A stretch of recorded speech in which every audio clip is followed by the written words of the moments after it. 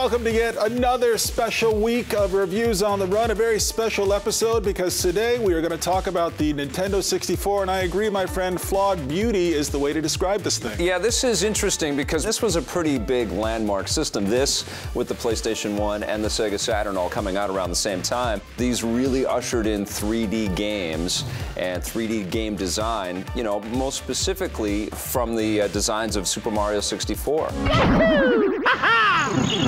Yeah, this is the first time we played a game where we felt literally hoovered into the game world, yes. And we were walking into our television sets, and this is unprecedented, really. Back then, games were something that took place on the surface on a 2D plane. Totally, we were going left to right or up and down. It was not like this. We weren't entering worlds like this. Here we go!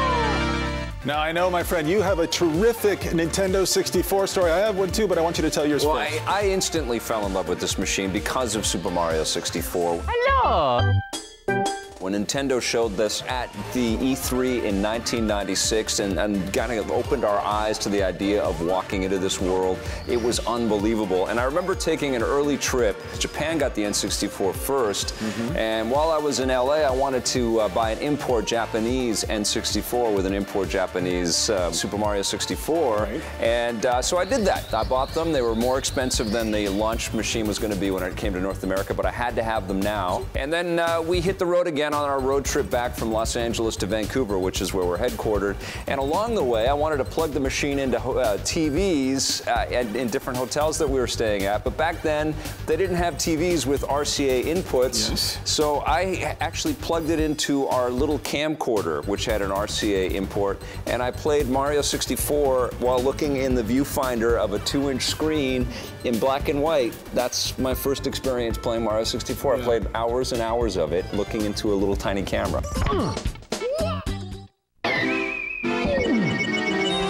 Mamma mia!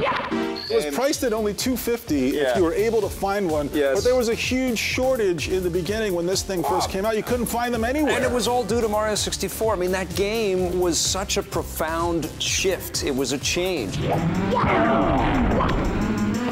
You know, to this day, people are still struggling with how to maneuver in 3D space with the effortlessness of that game. It was incredible, and it was also tailor-made to that terrible controller that they launched with it. I'm glad you brought up the that N64 Trident. It was just crazy. I hate this controller. Yeah. This is one of the worst. It works great for this game. For that one game, it was wonderful. But even the analog stick on there, even after using it for a couple of months, the thing started creaking like a door in an old haunted house. Like, I don't know what was wrong with this, why Nintendo thought this thing shaped like an M was a great idea, because there's nothing ergonomic about it. No, I mean, it was fairly comfortable for driving games like Wave Race 64, which was also an unbelievable experience. I couldn't believe how much I loved that. 3, 2,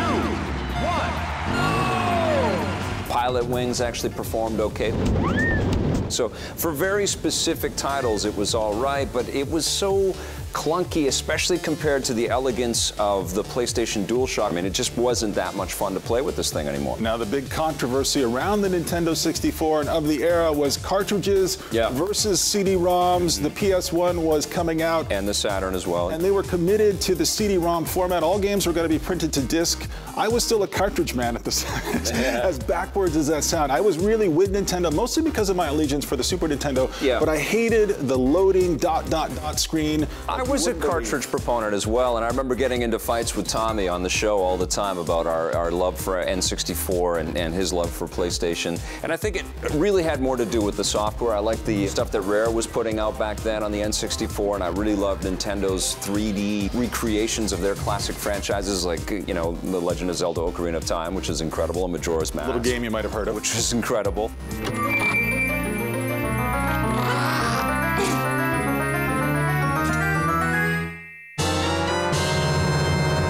It seemed like there weren't as many games coming out for the N64, but the ones that did come out had this really incredible sort of level of quality. I mean, I remember Body Harvest, which was an early DMA design game, which, you know, these guys went on to do Grand Theft Auto, and Body Harvest was pretty incredible. You had the ability to take over all kinds of vehicles and run around all over the place. It was pretty open world.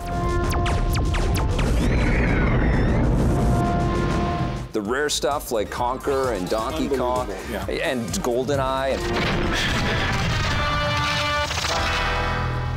and Perfect Dark and Jet Force Gemini, which is still one of my favorite N64 games. But because of the limitations of the cartridge format, there were only a certain number of textures you could have in each game, so what you got was a kind of a blurry, muddy, murky. I mean, that's why all the Nintendo 64 games, except for really the first-party games, feel kind of waterlogged to me. They always have felt this way to me. Very foggy as well. They didn't have the sort of depth that they could go into the, the real estate. But if you couple that, I mean, it felt like there was more polygons on screen on N64 games than there were on PlayStation 1 games, so they looked a little more jagged and sort of triangular on the PlayStation 1, I felt. I mean, these were some of the arguments we got into back then. But in the end... Fascinating arguments. But in the end, the PlayStation 1 catalog, you just couldn't beat it. It was just a massive thing, and there's no wonder why it became such a success. Nintendo 64, about 400 games released in its lifetime. Not very many. PlayStation 1, 1,100 games released in its lifetime. But I would argue that the Nintendo 64 had more important moments than the PlayStation 1 did. I would probably side with that argument as well. If you look at the top 10 of games of all time, there's a lot of Nintendo 64 games. Just, honestly, just Zelda 64 and Super Mario 64 are good enough. Those two games were so essential. Desert Island experience. Yeah, and they changed everything. Everything that's been emulated and sort of stacked on with 3D game design and 3D adventure design you owe something to those two titles. 100%.